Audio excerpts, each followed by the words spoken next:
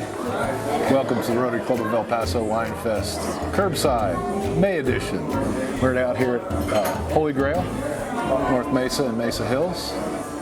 Chris and I are getting ready to indulge in some chicken and pasta with a cream sherry sauce, some stuffed mushrooms, and a limoncello pie. And pairing it all up with... Sounds good. Yes, we're pairing it up with a delicious wine I've never had before, and I've just fallen in love with it. It's called the Corti di Venti. It's a Rosso de Montasino.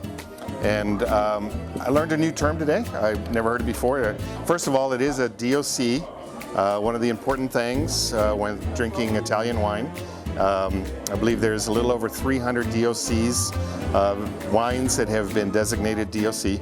DOCG is a level above it, but there's only about 16 of those. So DOC is very nice. They'll always have this little paper seal on the top of it that says DOC. So sometimes it's vertical going over the cork, and sometimes it's wrapped around. I guess it's up to the vineyard how they decide to do it. This was described to me as a baby Brunello, and I've never heard that term before. Just so you guys know, they take Brunellos very, very seriously in Italy. I believe the law is 5 years after the harvest year. So January 1st, 5 years later, is when you can release a Brunello. It's called a baby Brunello. It's not quite 5 years old, but it has all the characteristics of a Brunello. And I suspect the price is probably much more approachable than a real Brunello as well. But it's really looking forward to this wine. One of the things I'd like to say about Italian wines, there's a lot of discussion amongst wine people about whether all wine is better with food or not. Some wines, I personally believe, there are a few wines in this world that just need to be consumed by themselves. They are that good. But I do have a great friend, Ken Stark, who believes strongly that every wine is made better with food. And I'd just like to say the Italians have been doing this for so long.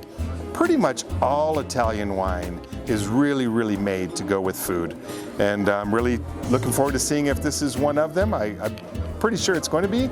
But one of the great things to know about Italian wines is that they're almost always, 99.9% of the time, made better with food. So let's get to it. All right, so we're going to start out with some mushrooms right here. Man, they look delicious. They do.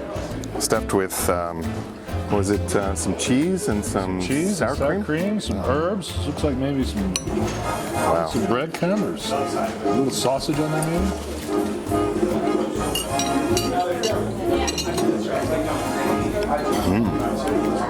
No. Wow. Like you say. Let's see how the wine goes with it.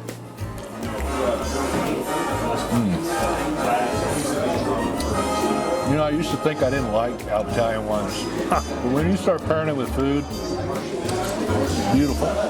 They really help the mushroom flavor come out. This dish, for me, my palate, the mushroom is the center of the stage, which it should be. And that's exactly how it should be. It's stuffed mushrooms. We're not talking about what it's stuffed with necessarily. We're talking about the mushroom. And this wine and so many Italian wines are very earthy. They kind of say all old world wines are more earthy than new world wines are more fruity.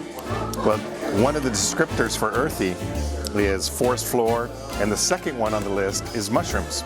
So to have an earthy wine with mushrooms is actually a fantastic pairing. And yes, this one paired perfectly. Great. Yeah.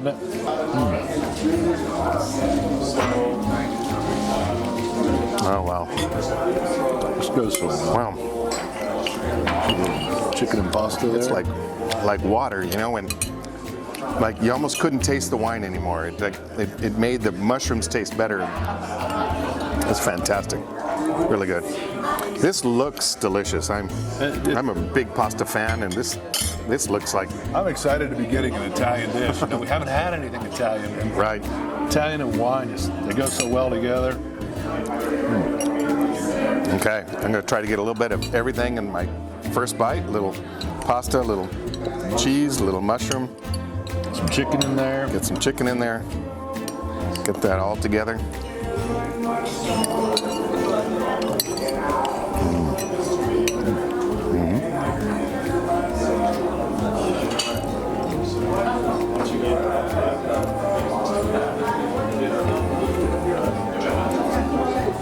Love it. Perfect. Love it. just perfect. That's what it's made for. That's well put, Mike. That's what it's made for. These Italian wines are just made to go with these kind of dishes. And bring the mushroom back in with the fresh grilled chicken, which I like it being grilled a little better, you know.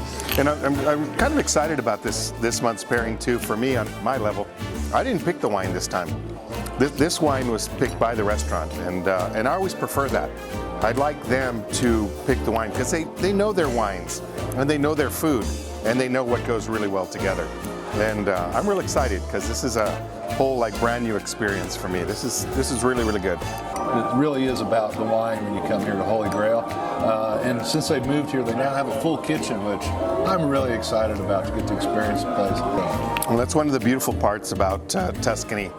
Not only is it a beautiful part of Italy and a beautiful place to visit, a beautiful place to live apparently, but it's a beautiful place to make wine because of the other reasons. Because the weather is so balanced.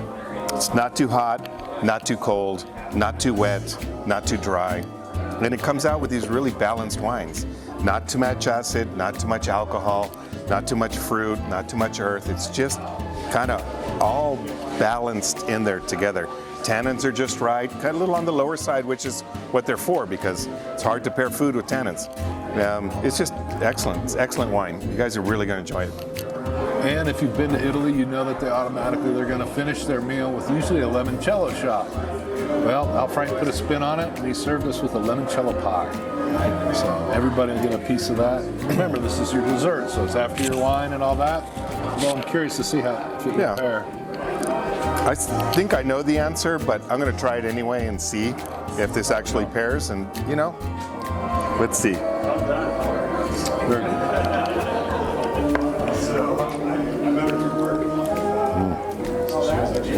Whoops, I forgot to drink my wine. Yeah. I'm going to let you drink your wine. I'm just going to enjoy the pie because that is awesome.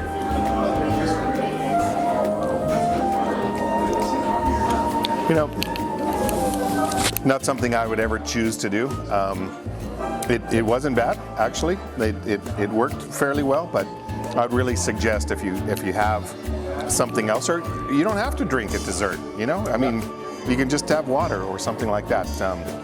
If you do, some people do have some dessert wines and they're super sweet and they're wonderful and they'd go with this really, really excellently. One of the best pairings in the world is called a complementary pairing, and it's sugar with sugar. So it's a super sweet dessert wines with a dessert itself, and it's a fantastic. Sauterne or Tokai or Vendange Tardif from Alsace. There's just a ton of them. They're really, really good. But your favorite New Mexico sweet wine? Could be. Could be. You never know. Hey, folks, be sure to come on down here and see us at Holy Grail. PasoWinefest.com. Make your reservations now. This one's going to sell out.